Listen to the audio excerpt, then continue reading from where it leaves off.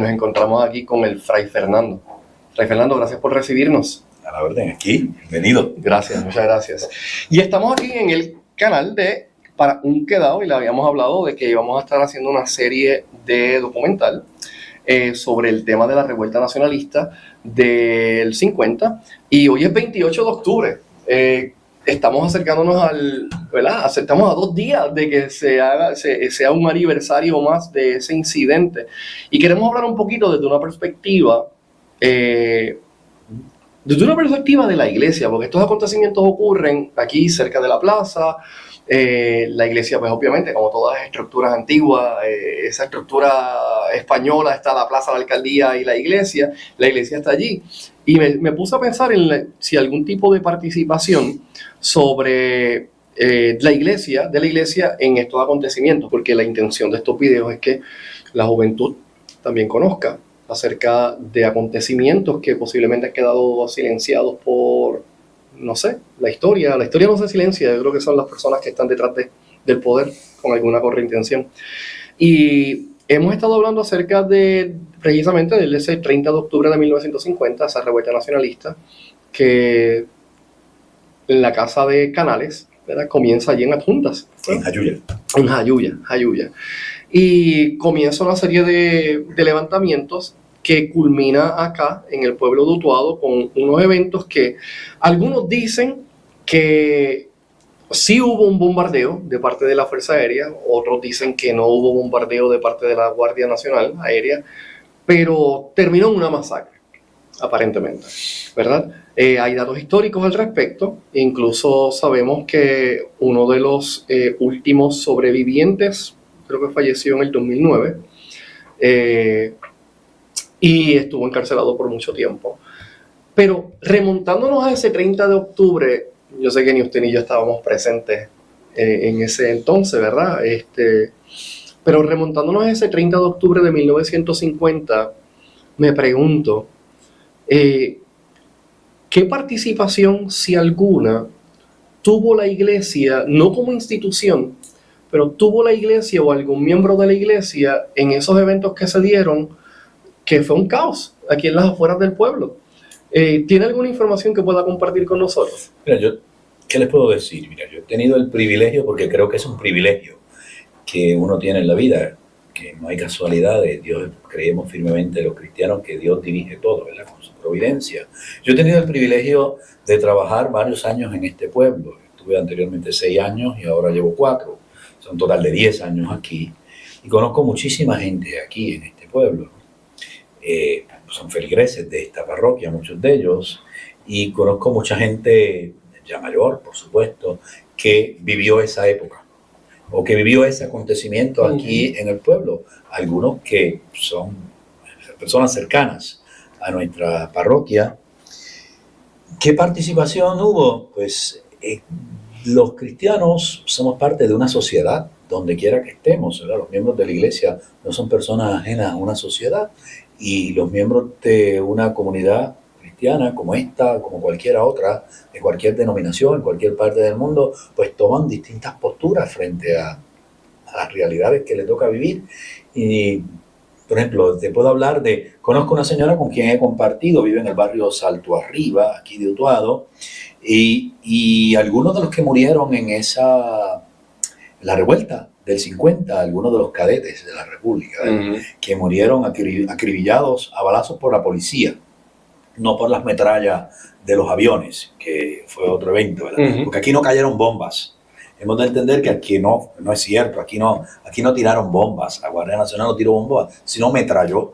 Con los aviones tiró metrallas, ¿no? Contra los edificios. Y por ahí hay en una ventana todavía un rasgo de alguna de esas cosas, por ahí tiradas, sí he visto, ¿verdad? Pues murieron 2 de los empleados de esa hacienda, que fueron parte de, según yo he podido buscar los datos que he leído y conocido de algunos hermanos que vivían aquí, que yo conocí, un fray Bernardo Ayala Santiago, que es natural de Utuado, que vivía aquí para aquel año del 50 y quien tuve el privilegio de compartir muchísimo hace ya algunos años atrás, que falleció. Él me decía que uno de los que trabajaba aquí, uno de los empleados que trabajaba en la parroquia, era uno de los carpinteros aquí. ese trabajo de carpintería, fue uno de los que murió, o sea, uno de los nacionalistas, ¿verdad? O sea, los cristianos tomaban parte, ¿verdad? O sea, el Partido Nacionalista y los que motivaron la revuelta del 50 no eran gente ajena ni a la fe, ni a la cultura, ni al país, eran parte de nuestro pueblo, ¿verdad? De igual manera hay que decir los otros, ¿verdad? Los que estaban en el gobierno en aquel momento, o los que estaban en la Guardia Nacional, también eran parte.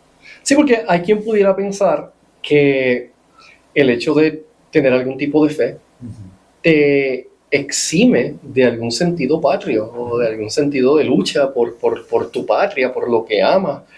Y es muy lejos de la verdad, realmente. Muy lejos de la verdad. Yo tuve el privilegio de conocer a Lolita Lebrón, a doña Lolita Lebrón, a quien admiro muchísimo, y le puedo decir que nunca hablé de política con doña Lolita Lebrón. Era una católica, fiel, practicante, una mujer que rezaba el rosario todos los días. Don Rafael Cancel Miranda decía que era la única cristiana que había en aquel grupo. Y cuando yo dialogaba con doña Lolita Lebrón, siempre hablábamos de cosas de fe. Nunca hablé nada de ella de nada relacionado con la política, pero yo sabía cuál era su postura, ¿verdad? Miembro del Partido Nacionalista Puertorriqueño. Pero pues sí, las personas pueden, en su dimensión política, podrán tener una u otra posición, que no necesariamente la visión o la posición de fe o religiosa sea o no sea consona con una cosa o con la otra.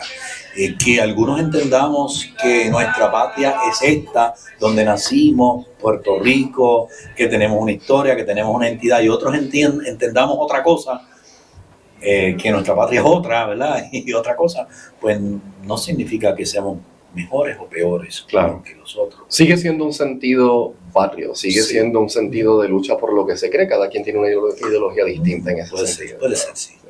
Puede ser. O sea que los que tomaron parte en primer lugar, ¿verdad? ¿Qué participación tuvo la iglesia? Que es tu pregunta. Claro. ¿Qué participación tuvo la iglesia en ese evento?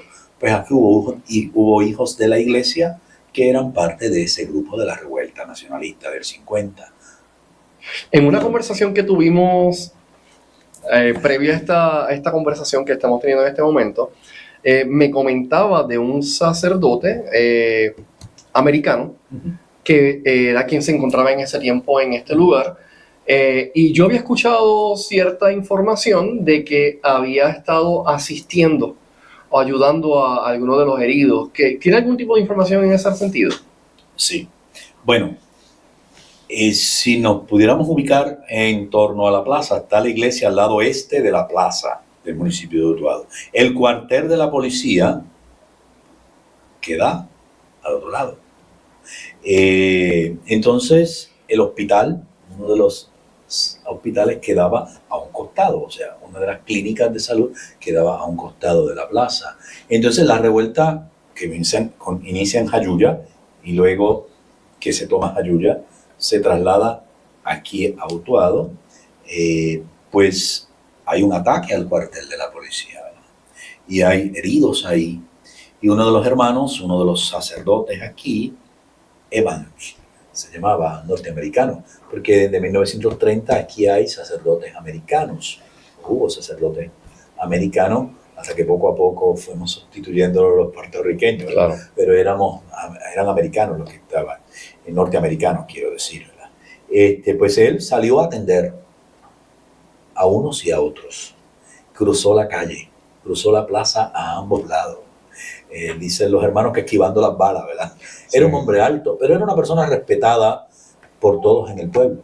Era respetado por las autoridades civiles y también era respetado por los hijos de esta tierra, por la gente que era de este pueblo y que era parte de esta misma comunidad que luchaba por lo que creía. No sé, eso llama mucho la atención porque, vamos, es una figura religiosa, pero culturalmente hablando, estamos hablando de un norteamericano. Sí. Estamos hablando de una revuelta que lo que busca es realmente levantar a Puerto Rico como un país independiente de los Estados Unidos. Sin embargo, la labor o la función que usted describe que hace este hermano es asistir ambos lados del conflicto. O sea, no se posiciona ni de un lado ni del otro, simplemente está ya haciendo una misión pastoral. Porque no nos toca tomar posiciones políticas, ¿verdad? Eso no siempre resulta fácil, ¿verdad? Para ninguno de nosotros, pero la función de la iglesia no es tomar posición política, solo en casos muy extremos, que es una cosa pero que es muy contraria al evangelio, entonces uno tiene que posicionarse Claro. en alguna postura política muy concreta, pero en términos generales, en situaciones como esta, pues no se trata tanto de posicionarnos políticamente, sino se trata de como dices, se trata de una función pastoral, de una asistencia pastoral. Hay unas personas heridas que requieren una atención y un cuidado. Pues ahí está este hermano dispuesto a eso. Hay que decir que la primera reacción de los que vivían aquí cuando comenzaron los tiroteos fue encerrarse. Cerraron toda la casa, todo el convento, como mucha otra gente. Conozco gente que vivía aquí en Cumbre Alta, la parte de arriba de la alcaldía, la parte de arriba del municipio, que eso fue lo que hizo cuando comenzó encerrarse y no salir.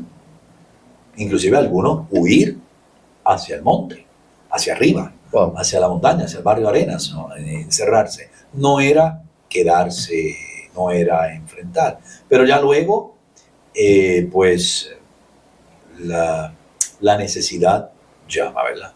Y pues salió, este hermano salió a atender, a dar lo que decimos, como lo que se llamaba antes, la extrema unción, ¿verdad? La extrema unción. A los heridos que había, vuelvo y digo, en ambos bandos. Y se le permitió eso, ¿verdad? Yo creo que una cosa bonita que quizás hay que rescatar, que sirva de ejemplo para tantos conflictos que a veces tenemos en el mundo, ¿verdad?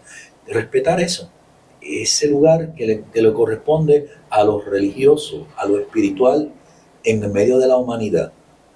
Diferencias podemos tener y conflictos puede haber, pero son seres humanos y todos tenemos derecho a que se nos atienda, ¿verdad? Que se nos asista, ¿verdad? Así es. Hay que respetar eso. La espiritualidad es un concepto que no está atado a la religión únicamente. Espiritualidad tiene incluso aquel que es escéptico, agnóstico o ateo. O sea, hay una parte espiritual y esa parte espiritual tiene que ser atendida. Y sí, respeto y reconozco la función que ejercen aquellos que realmente pues trabajan con esa parte tan importante, integral de lo que es el ser humano. Me surge una pregunta que es una pregunta que ni usted ni yo podemos contestar porque no estamos en la mente del sacerdote. ¿Cuál es el nombre? Evans. Del sacerdote Evans, el hermano Evans. Pero yo me pregunto, ¿qué habrá pasado por su mente, verdad? Esto es acá una pregunta que no podemos quizá contestar, o seguramente no podemos contestar, pero ¿qué habrá pasado por su mente respecto a lo que estaba ocurriendo en Puerto Rico, el clima político de la isla y ese acontecimiento como tal, y él verse en ese escenario? O sea, me pregunto, me voy a quedar con la duda enteramente. Yo creo que nos tendremos que quedar con la duda, a menos que yo descubra en algún momento algún escrito que él haya dejado con relación a eso y que podamos intuir de ahí al leerlo cuál era su pensamiento, su sentir en ese momento. Ya no está con nosotros, ya falleció hace años, pues no podemos saber qué. Eso no lo podemos saber, pero entonces... Pero sí te puedo decir algo, sí, y les puedo comentar algo que me parece significativo. Dijiste algo interesante, llama la atención siendo él norteamericano, ¿verdad? Siendo estadounidense. ¿Qué postura o qué habrá sentido, qué habrá pasado? Fíjate que los misioneros, cuando una persona sale de su tierra, deja su cultura, deja su pueblo y va pues a cumplir una misión a otro lugar, se abre. Para poder ser misionero tú tienes que estar abierto, a enriquecerte con lo que es distinto, diferente. Y estos hermanos que llegaron aquí, capuchinos de Estados Unidos, muchos de ellos como otros ministros de otras denominaciones cristianas, de otras órdenes y congregaciones religiosas dentro de la Iglesia Católica, que vinieron de España o que vinieron de Estados Unidos, sobre todo de Estados Unidos, durante el siglo XX, la mayoría vinieron con una mente abierta y descubrieron cuando llegaron aquí que aquí había un pueblo con una identidad, con una cultura, con unas tradiciones, y ellos fueron capaces de valorar eso, fueron capaces de reconocer eso, inclusive fueron capaces de asimilar nuestra cultura. Yo recuerdo a un hermano nuestro muy querido aquí en Utuado, Joseph Streck de Kansas. Él, con su acento norteamericano, decía los refranes y las expresiones puertorriqueñas, pero con su acento norteamericano. Decía, ay bendito, pero que es muy nuestro, ¿verdad? Claro, ay bendito. Claro. Él decía eso, o decía mi hija, por mi hija, decía mi hija. Son expresiones muy nuestras. O sea, ellos son gente que típicamente, algunos tal vez no, siempre hay algunos que no. Pero si llegaron aquí, vivieron muchos años y trabajaron, fue porque se abrieron y estuvieron dispuestos a ser parte de esta cultura, de esta identidad, de esta sociedad, la nuestra. ¿Qué relación o qué relación puede haber tenido la teología de la liberación, si es que formó parte de la educación de estas órdenes? ¿Hubo alguna relación de ese tipo de teología? No, me parece que estamos siendo anacrónicos si tratamos de empatar la teología de la liberación con ese momento histórico, porque estamos hablando de los años 50, todavía no existe la teología de la liberación. A los 70. O sea, no, estamos Gustavo Gutiérrez, Leonardo Boff, eso es los 70. Finales de los 60 ya más o menos la cosa empieza a vislumbrarse, pero no viene a tomar fuerza hasta los años 70 y cuidado. 80 más arraigado, ¿verdad? En América Latina y aquí en Puerto Rico eso de la teología de la liberación no caló tan fuerte, ¿verdad? Quizás en otros lugares de América Latina o del mundo del Caribe, pero aquí no tanto. Pero no tiene nada que ver. La teología de la liberación no completamente existía, fuera de contexto. Sí, fuera de contexto, porque no existía en aquel momento teología de la liberación. Estamos en los años 50, todavía ni siquiera existía la abertura en la iglesia que viene con el Concilio Vaticano II. Todo eso, nada de eso existe todavía. Estamos justamente después de la Segunda Guerra Mundial, todavía no se ha dado el boom de nada, estamos todavía en la posguerra, en la reconstrucción posguerra y está todo medio... Empiezan ya la revuelta nacionalista, yo creo que es un signo de eso que empieza a cambiar o que quiere cambiar. Claro. Pero no, yo creo que no podemos meter la teología de la liberación por aquí. Sí. Pero obviamente, ¿verdad? Desde el punto de vista ya como filosofía o ideología que se ha formado, ya influenciado en la política de otros países, no. Pero me pregunto realmente, o sea, mi pregunta más bien es dirigida, si esos principios ideológicos que se encuentran en la teología de la liberación no surgieron en el 70 como de la nada, o sea, es un proceso evolutivo de un pensamiento. Y me pregunto, en ese sentido, si la iglesia, por ejemplo, en el contexto de Puerto Rico, tenía alguna postura oficial respecto a los aspectos políticos de Puerto Rico. O sea, ¿cómo veía la iglesia la relación política de Puerto Rico con los Estados Unidos? O sea, entendemos que hay una separación entre iglesia y Estado, pero como hablamos hace un rato, empezamos el diálogo, ¿verdad? No somos ajenos al entorno social y la política. ¿Qué postura habrá tenido la iglesia en ese tiempo respecto a estos movimientos que se levantan luchando por la libertad, siendo el contexto, ¿verdad?, del dominio de los estadounidenses aquí en la isla? Sí, yo creo que siempre es bueno precisar cuando hablamos de la iglesia, no podemos pensar de que estamos hablando de algo monolítico. Claro. No podemos pensar de que estamos hablando de una institución que tiene solo un pensamiento, sino habemos muchas personas que formamos la comunidad de la iglesia, está formada por seres humanos, por hombres y mujeres de a pie, que tienen una amplia diversidad de pensamientos. Entonces, como ya lo dice el nombre de nuestra iglesia católica, que significa universal, en nuestra iglesia cabe de todo, ¿verdad? Y hay de todo. Lo vemos en nuestros días. Claro. Lo vemos siempre a lo largo de la historia de la fe cristiana y de la iglesia cristiana, o de las iglesias cristianas. Hay de todo, ¿verdad? Entonces, sí podemos constatar en la historia de la relación de la iglesia católica con el gobierno norteamericano en los inicios, 1898, es una relación bien conflictiva.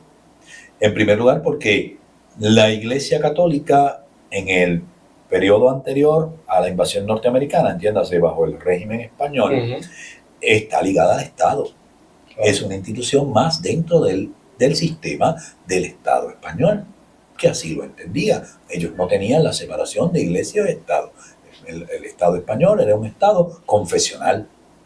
Y eso existe en estados confesionales, claro. Menos hoy, pero existen, sobre todo hoy existen mucho en el mundo islámico, ¿verdad? Hay estados confesionales, claro, más que en el mundo cristiano. También en otros lugares hay algunos estados confesionales, como Nepal, por ejemplo, es un estado confesional del budismo, ¿verdad? Eso existe, ¿no? Pero el principio fue muy conflictivo, ¿verdad? Porque una de las cosas que sucede cuando viene la invasión norteamericana, se establece un gobierno militar y cambian todas las instituciones. Y hay un conflicto con la iglesia. ¿Por qué? Por a quién pertenecen las iglesias. Viene todo a un conflicto relacionado con las propiedades de la iglesia, ¿verdad? A quién pertenecen las iglesias. Si pertenecen al Estado, como era bajo el sistema español, o no pertenecen. La subvención. El Estado español subvencionaba a la iglesia, ¿verdad? Pagaba a los ministros, mantenía a los ministros, pagaba el sacristán, el campanero, el párroco, eran como funcionarios del Estado, los pagaba el Estado. Y eso desaparece de golpe, porque el sistema norteamericano es otro, ¿verdad? Y eso a la iglesia en Puerto Rico eso le costó tiempo que asimilarlo, entenderlo y adaptarse a un nuevo régimen, ¿verdad? Una nueva manera de gestionarse ella misma, ¿verdad? Eso tomó unos cuantos. Hay todo un pleito que va a llevar la iglesia. William Jones es el obispo que lo va a llevar hasta el Tribunal Supremo de los Estados Unidos relacionado con las propiedades de la iglesia, que es un obispo norteamericano, porque claro, una de las cosas que pasa cuando llega en 1898 la invasión norteamericana es que Puerto Rico no tiene obispo nombrado. Estaba el administrador, Monseñor Berríos, de los Berríos allá del pueblo de Callejo, ¿no? Estaba Monseñor Berríos, pero pues era un puertorriqueño. Entonces nombran la iglesia a nivel universal buscando hacer un acercamiento y buscando una mejor relación con el nuevo gobierno colonial. Lo que hace es que va a nombrar obispos norteamericanos. Nombra obispos norteamericanos y va a seguir nombrando obispos norteamericanos hasta que luego de la Constitución de Lela, hasta el 60, cuando por presiones del gobierno de Luis Muñoz Marín, pues se nombra un obispo puertorriqueño. Entonces nombran al cardenal Luis Aponte Martínez, que para descanse, como el primer obispo, el segundo obispo puertorriqueño, porque el primero había sido Alonso Manso, Arismendi, en el principio del siglo XIX. O sea, la relación fue muy tensa al principio, fue difícil, fue conflictiva, también porque al llegar el sistema norteamericano entra con fuerza el protestantismo en Puerto Rico, y eso lo percibió como una amenaza a la iglesia, ¿verdad? Y se favoreció, el sistema norteamericano favoreció como parte de un plan político de asimilar a los puertorriqueños a los Estados Unidos, promovió el protestantismo en Puerto Rico, lo facilitó, ¿verdad? Le facilitó muchísimo más, ¿verdad? Y eso también fue una batalla que hubo que dar. En ese sentido, estamos hablando entonces de causa y efecto. Entre los efectos que pudo haber tenido esta ideología nacionalista, esta lucha que se está llevando en Puerto Rico, hubo una revuelta en 1888 que se conoce como la Revolución Fracasada, Eugenio María de Hostos, luego tenemos el Grito de Lares y otros tantos levantamientos. O sea que ya viene fraguándose desde el siglo XIX levantamientos donde la iglesia está presente, obviamente, ¿no? Luego entra el contexto de la invasión norteamericana, 1898, entra el protestantismo, entra un contexto distinto religioso, como mencioné hace un momento también. Puede haberse percibido también la entrada del protestantismo como una amenaza también institucional, pero y en ese sentido todo está conectado, o sea, estamos hablando de una lucha por el pueblo, de su identidad, de la soberanía. ¿Qué efectos tuvo, si alguno, por lo que infiero de lo que estamos dialogando, hubo mucho efecto negativo en cuanto al contexto eclesiástico también, social, pero qué efecto tuvo estas ideologías o estos movimientos nacionalistas, estos levantamientos nacionalistas en Puerto Rico, y específicamente después del 50? Porque vemos que entonces llegaron unas leyes que comenzaron a reprimir la libertad de expresión, la congregación y otras cosas. ¿Qué efectos tuvo dentro del contexto de la iglesia todas estas luchas que se dieron después del 50? Creo que a nivel institucional, algo que sucedió a nivel de la institución de la iglesia, de sus estructuras de gobierno, de poder, pues se empezó a ver con sospecha todo lo que tenía que ver con la reafirmación de la identidad o la lucha por la independencia en Puerto Rico. Eso nos pasó, aunque curiosamente entre el clero y entre muchos de los fieles se entendía y se veía que defender la identidad nacional era también defender la identidad católica de los puertorriqueños, que iban de la mano. Hace años tuve la oportunidad de dialogar con un señor, yo creo que ya tiene que haber fallecido, no lo sé, su hijo era compañero mío de universidad, nos hospedábamos juntos, y recuerdo, este señor pertenecía al Partido Nacionalista, de Jayuya era el señor, y él hablaba con mucha fuerza de que había que defender la fe católica, decía él, porque así se defendía que la identidad del pueblo de Puerto Rico, la identidad nacional. Va ligado, ¿verdad? La visión cristiana católica está entrelazada con las luchas políticas por la identidad y por la soberanía de Puerto Rico. Eso está ahí. Claro. ¿Verdad? Por ejemplo, por decir un ejemplo muy claro, la iglesia hoy tiene claro, ¿verdad?, que el pueblo de Puerto Rico, nosotros como pueblo, tenemos el derecho a la autodeterminación. Que si algún cambio político en nuestras relaciones políticas con los Estados Unidos y con el mundo, a veces pensamos en relación con los Estados Unidos nada más, pero tiene que ver con el mundo entero, ¿verdad?, un mundo global, vamos a ser quienes tienen que tener, a quien hay que consultar, no puede venir de arriba para abajo, sino que tiene que ser de un pueblo que sea debidamente orientado, que tome una decisión serena, responsable, sabiendo las consecuencias de una cosa u otra, y respetando su historia, su identidad, y con una visión hacia el futuro, no solo para reaccionar por una moda del momento, ¿verdad? Claro. Y la iglesia reconoce el derecho que nosotros tenemos como pueblo a nosotros determinar nuestro futuro. Y yo voy a decir amén a eso. Yo también digo amén, ¿verdad? Yo como hijo de esta tierra también digo amén, porque yo soy de aquí también, ¿verdad? Me siento muy parte de esta tierra, esta es mi patria, ¿no? Yo también digo amén, o sea, aunque el cristiano sabe que la patria no está en este mundo, nosotros creemos y esperamos una patria eterna, pero estamos aquí, mientras estamos en esta vida estamos aquí. Eso lo reconoce, ¿verdad?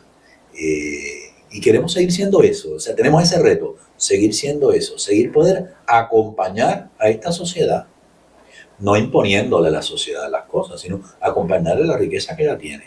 Sabemos que hay una gran diversidad plural de pensamiento, de visiones, de manera de entendernos como sociedad, como pueblo, de visiones hacia cómo desarrollarnos hacia el futuro dentro de nuestro pueblo. Pero la iglesia cree que no se puede descartar y que no se debe descartar dentro de todo eso que se quiera hacer, dentro de todas esas visiones, de dónde venimos, para tener claro hacia dónde vamos. Porque cuando no se sabe la historia, estamos condenados a repetir los mismos errores, ¿verdad? Fray Fernando, gracias por... O sea, yo quisiera estar aquí hablando con usted hasta mañana, pero no es posible. Pero me voy a llevar esa imagen realmente de todo lo que hemos hablado, me voy a llevar esa imagen que me ha traído específicamente, ¿verdad?, que el tema fundamental o el tema principal de esta serie que estamos tratando de llevar en relación a los acontecimientos del 50. quisiera tomar como ejemplo de la iglesia al presente todavía las acciones de el hermano Evans. Me voy impresionado con ello. Realmente creo que necesitamos aprender a ser más abiertos, necesitamos aprender a tener compasión más por los demás, independientemente de las ideas, o de los ismos o las ideologías que podamos tener. Y sí, la década del 50 marcó un periodo muy difícil, crítico en la historia de Puerto Rico. Hubo leyes que se establecieron después de eso que afectaron a los puertorriqueños y afectaron no solamente a los puertorriqueños en el sentido de la vida social cotidiana, sino las iglesias y los grupos que se reunían, así como también decía, grupos que de una forma más discreta se reunían. O sea, hubo leyes que afectaron realmente, las leyes de Mordaza y otras. Una cultura del miedo. Hubo una cultura de miedo durante todo ese tiempo, de reprimir, de callar, incluso una cultura de miedo incluso a expresar amor a la patria, miedo a tú presentarte como yo quiero esto para Puerto Rico, porque entonces te asociaban con, como todavía ocurre hoy día, los pelú. Hoy día lo extrapolamos al presente, ¿verdad? Sí. Alguien se identifica o dice, no, yo quisiera esto, o piensa tiene este pensamiento respecto a lo que sería la libre determinación de los puertorriqueños, y rápido la mayoría de los sectores dicen, esos son de los pelús que están protestando y peleando. O sea, por el mismo miedo del que habla, por el mismo miedo, hubo una represión realmente muy efectiva de parte de muchos sectores. ¿Cómo podemos realmente nosotros poder llevar conciencia de amar y esforzarnos realmente por nuestra identidad, por nuestro pueblo? Un reto. Yo creo que hay un reto político que tienen los movimientos políticos en Puerto Rico a favor de la reafirmación de la identidad nacional y de la independencia de Puerto Rico. Y es el gran reto de acercarse a una inmensa masa de nuestra población que no le es atractivo ni le dice absolutamente nada posiciones demasiado a la izquierda.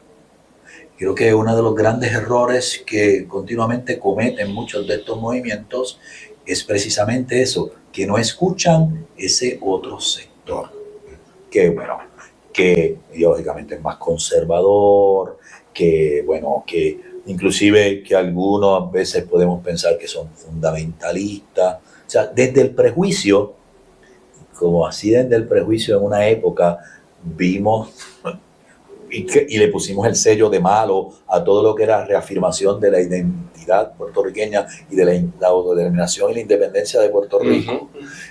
Hoy se va a veces al otro extremo. También hay grupos en el otro extremo. Creo que es un gran reto que tienen los movimientos independentistas en Puerto Rico y los movimientos políticos en general. Escuchar, y fíjense que en los últimos años, ¿qué ha sucedido en el país? Han surgido fuerzas políticas que van de alguna manera aglutinando gente que está en estos dos extremos. Eso puede ser peligroso, porque si nos vamos todos a los extremos, ¿qué sobreviene? Confrontación, conflicto, porque no hay puente para el diálogo. Entonces hay que escucharlas. Yo creo que el movimiento de reafirmación nacional, independentista, si lo queremos llamar de esa manera, en Puerto Rico tiene que empezar a escuchar hacia la derecha, porque está estigmatizado hacia la izquierda. Y yo creo, porque creo que tengo los pies en la tierra, trabajo todo el día con gente, yo creo que ahí tienen una gran posibilidad de un enorme crecimiento como fuerza política y tienen mucho que aportar. Pero no es que la izquierda no tenga nada que aportar o los que están movimientos que tienen mucho que aportar, pero hay que tender puentes que nos permitan un entendimiento, porque no somos una sociedad de una sola línea de pensamiento, somos una sociedad muy plural. Así. Y este pluralismo nos va a durar. Definitivamente. Fray Fernando, para concluir, alguna reflexión, resumiendo y haciendo una breve reflexión sobre los acontecimientos del 50, su relevancia para el tiempo presente, alguna reflexión, algo que le venga a la mente para concluir.